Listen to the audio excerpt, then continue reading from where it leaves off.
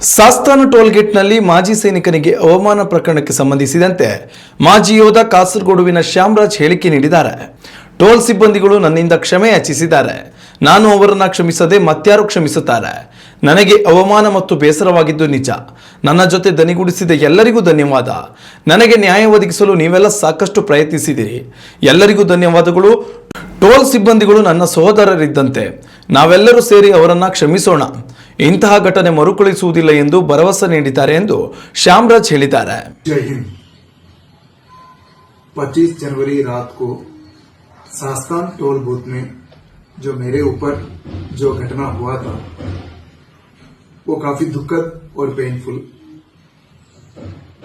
मेरे जो आवाज के लिए, मेरे जो दर्द और मेरा जो आवाज के लिए आप सब ने जो मेरे आवाज के साथ आवाज बढ़ा के जो मुझे मदद किया था इंसाफ देने के लिए, उस सब के लिए आप सबका आभारी हूं मैं।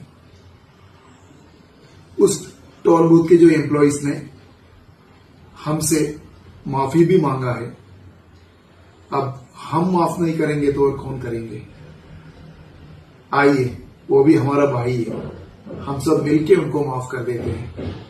और ये भी उन्होंने आश्वासन भी दिया है आगे ऐसे घटना ना होगा।